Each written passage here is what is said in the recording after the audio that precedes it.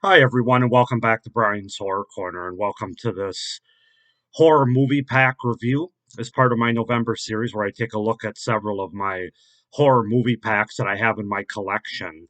Today, we're going to take a look at the second one for this month that I was able to watch all the movies on. It's a four pack, and that is this four movie horror pack entitled Possession.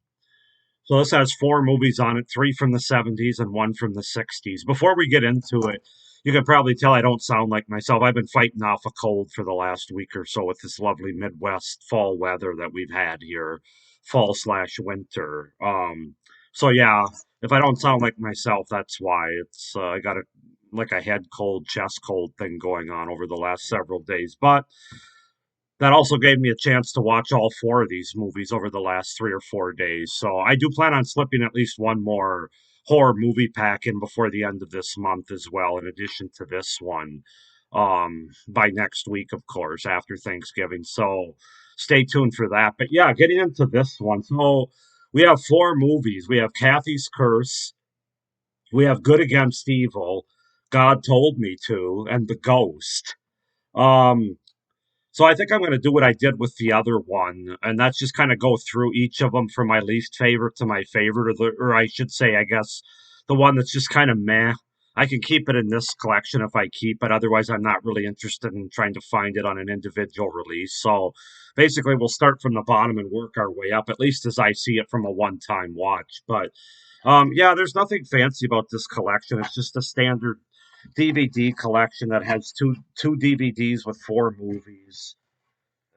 Actually, it's a pretty crappy collection because the discs don't even stay in. I think one of these things are broke. Yeah, they are. That's why one of the little prong things are broke there. So yeah, you have two DVDs with a movie on each side, so four altogether.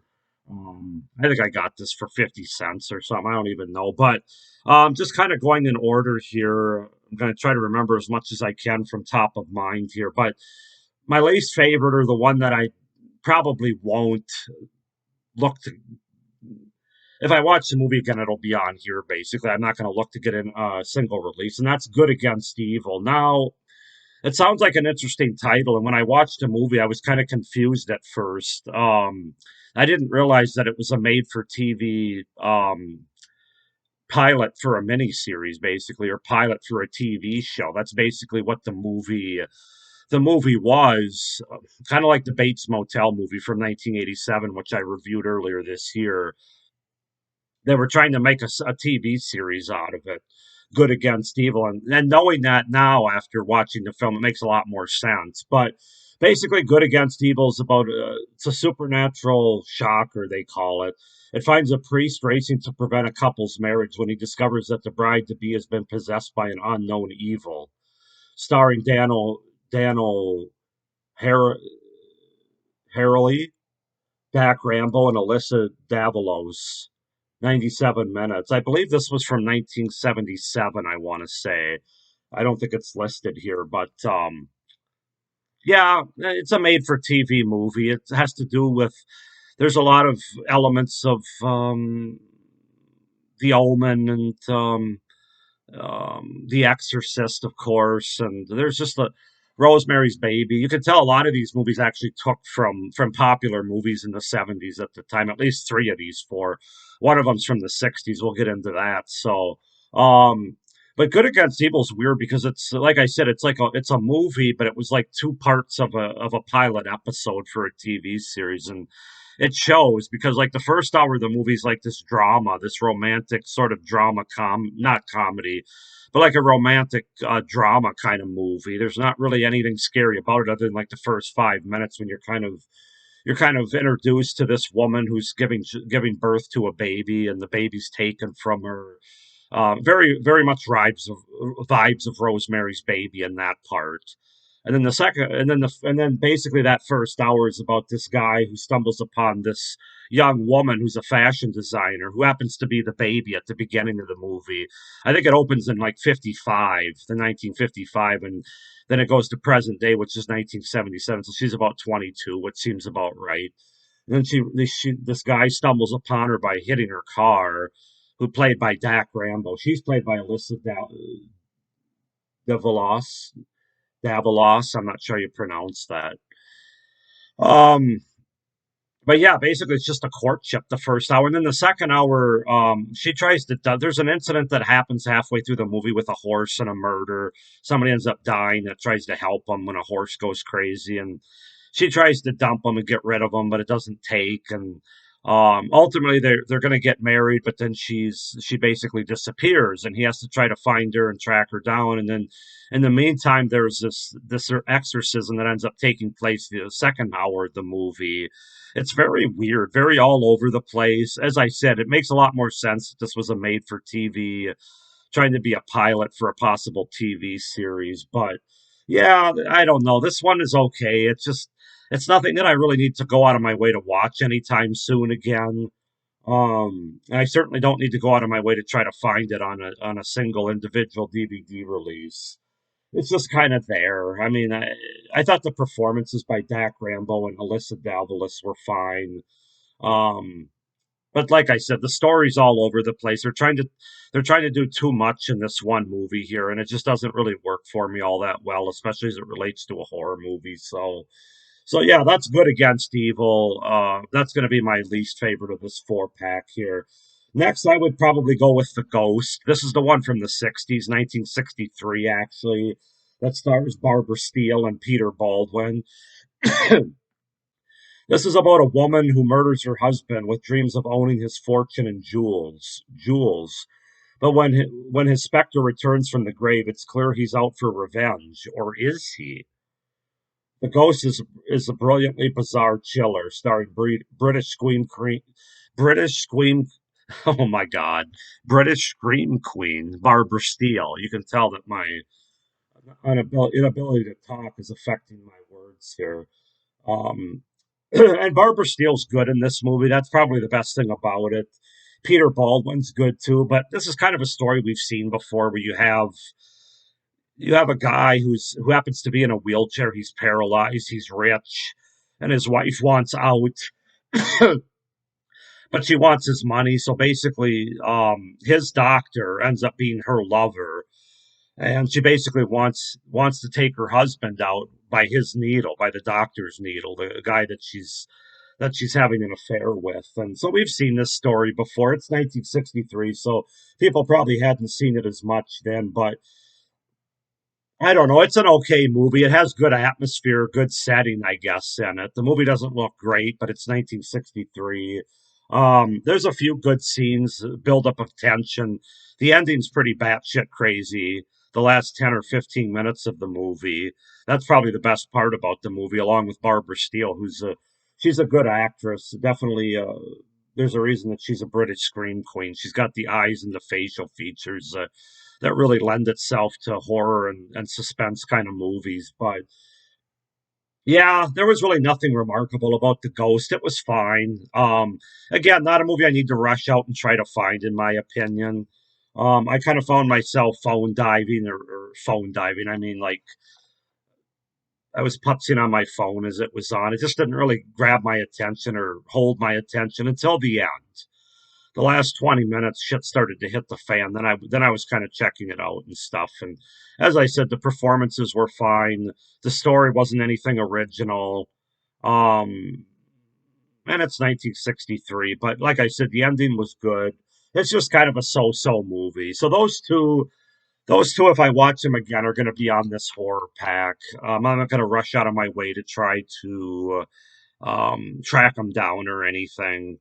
At least not at this point. So yeah, that would be so good against evil, my least favorite, then the ghost. Next up, I would probably say is Cathy's Curse. Now, Cathy's Curse, I believe, the ghost was from 1963. God told me, or Good Against Evil was 1977. I think Cathy's Curse is 73. I can't exactly remember the year. It might be 76, actually. So basically, Cathy's Curse is the premise is years after his father and sister were killed in an automobile accident. A man marries and brings his new family back to his first home. Once there, his daughter undergoes horrible changes as she falls under the curse of a long dead aunt. This truly horrific tale will make you think twice before your next move. Sorry, guys, about the cough and the sound of my voice. So Kathy's Curse is interesting because this is almost one of those so bad it's good kind of movies. Like the dialogue and just the stuff that was going on is very schlocky, very B movie cheesy, but also very laugh out loud funny. Like this young girl in this movie who can't be more than 10 or 11. I think she was in real life. I think she might have was only supposed to be 8 or 9 in the movie, but she's calling people like this fat cows and stupid bitch, dumb bitch, stuff like that. It's really funny and comical the way it's delivered and the just like I said, the dialogue and the lines themselves and how they're delivered. So now I watching this movie off of here, it's really hard to see. So at first I was just gonna kind of dismiss it and say, yeah, it was funny and I actually kind of enjoyed it on a so bad it's good level.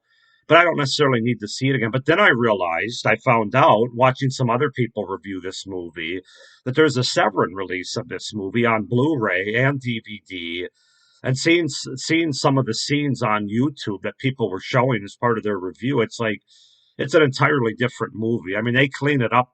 The movie's so well cleaned up on the Severin release that it doesn't even look like the same movie I watched out of this collection. So that being said, I am interested in seeing Kathy's Curse again. I'm going to try to find that Severin release, preferably on the Blu-ray, but at least on the DVD for the cleaned up version of it, because I think that'll really make a difference. Like I said, I was entertained by the movie on a so bad it's good level.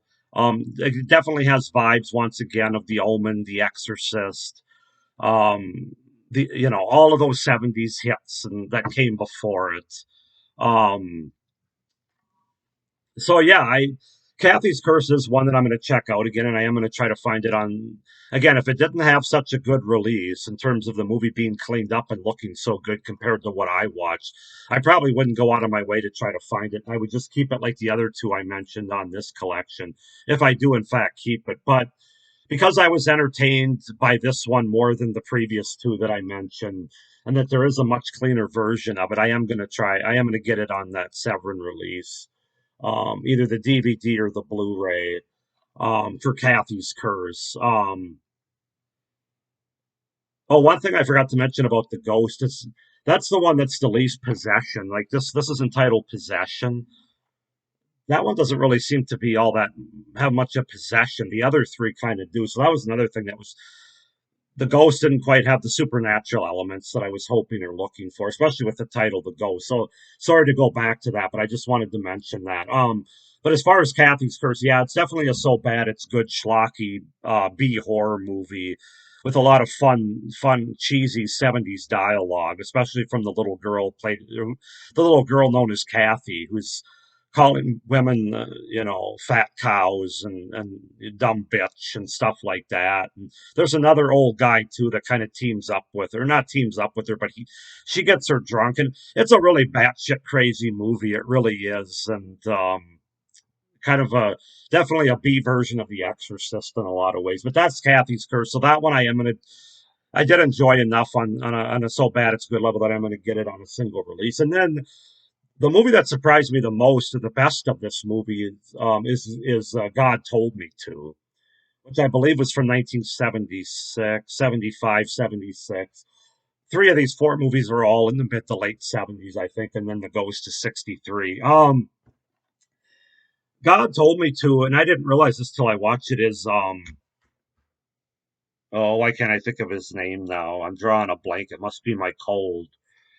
Um, it's about a New York City police investigating a series of particularly brutal homicides discovers when he discovers an eerie link between the cases. When the murderers are asked why they committed the crimes, they all claim God told me to. Now, you hear that and you say, well, that sounds interesting, like a good crime thriller. But actually, this movie, part of the reason it's my favorite out of this collection is you really don't see it coming. This is a sci-fi horror movie, and it's going by that description, it doesn't sound anything sci-fi about it. Um, just a second here, guys. I got it. If I don't find this guy's name, and for some reason it's escaping me, I don't really know why. He just recently passed away. I know he did. He did like the stuff, and